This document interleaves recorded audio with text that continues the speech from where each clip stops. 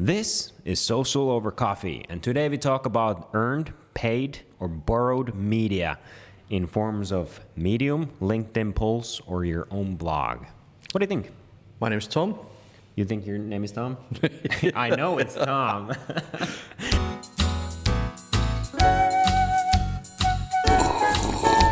What do you think? To me, can I have them all?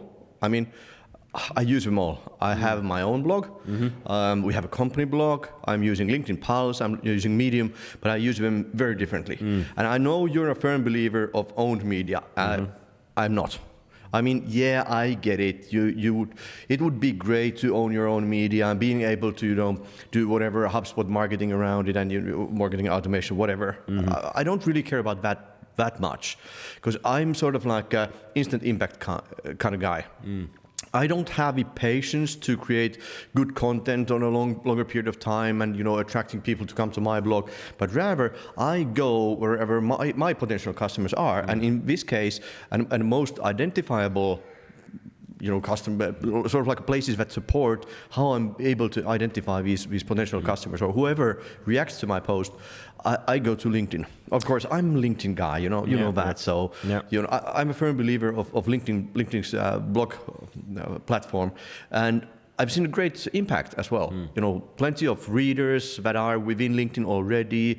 LinkedIn blog posts rank high on search engines. Plenty of sort of like good things, at least for me. Well, I think it makes sense for you because obviously you have existing audiences, huge network on these platforms, and your market is kind of global. Exactly. If you're a local company, you still have pretty good, like there's expert to expert, it's a good place to build basically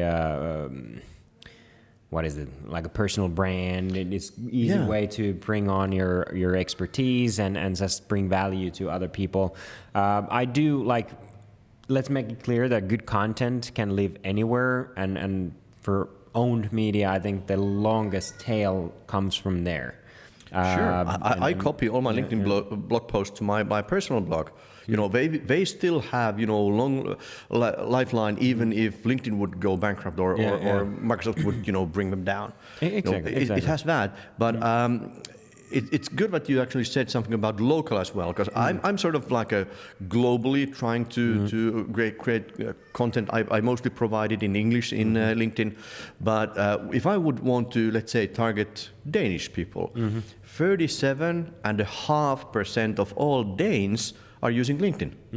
I mean, where else do you find these people? Especially when you could identify certain whatever, Facebook. Fuck Facebook. No, don't fuck Facebook. No, don't fuck Mark. No, what I mean is that within LinkedIn, I'm able to identify certain segments. With Facebook, I don't, if I don't use paid advertising. So with Facebook, I'm sort of like shooting in the dark, and I know there's plenty of people there, and I could shoot, I could hit a pretty good number of people with my bullets, or even sometimes, variety audience.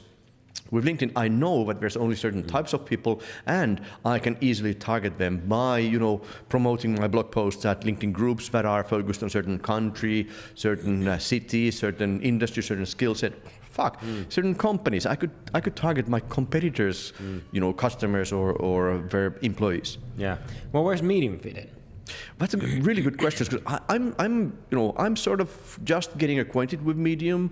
I've been following Medium for quite a while. I know it's been hugely popular in the States, but it's sort of like being bubbling under for a really long time. But now, just in March, actually, I posted my first Medium article. It was a copy of a post that I earlier posted to LinkedIn, but in LinkedIn had, I don't know, something like 1,000 or 1,500 views within a certain period of time, and a certain amount of people reacted to it. But immediately after publishing this one article at Medium, I gained 481 followers. Out of nothing. I don't even know who these people are. I don't know how they found me.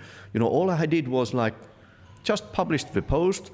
I added some keywords about the topics, and that's it. And then Medium did the rest. So I think there's a great potential, at least for me, it seems so. At least, from the sort of like a first trials.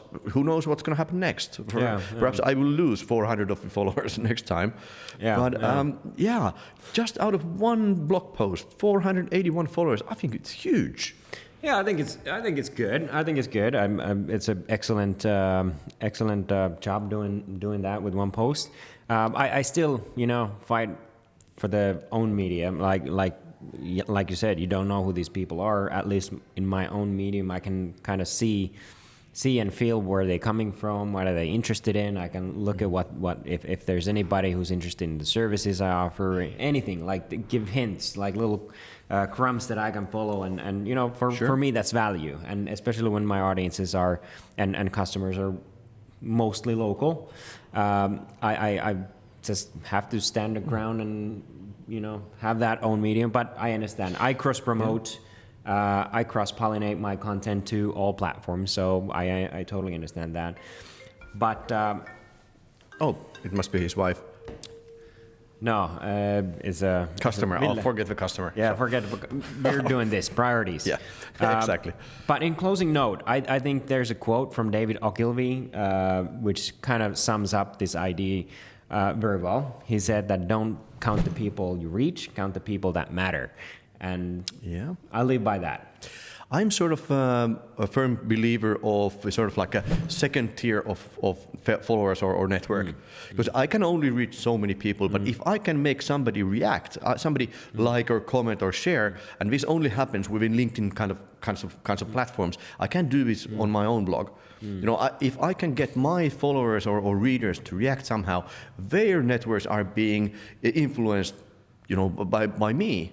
Their networks will be finding my content and through a sort of a referral. And I think that's a huge opportunity. Yeah. But of course, in conclusion, we agree to disagree. Yeah.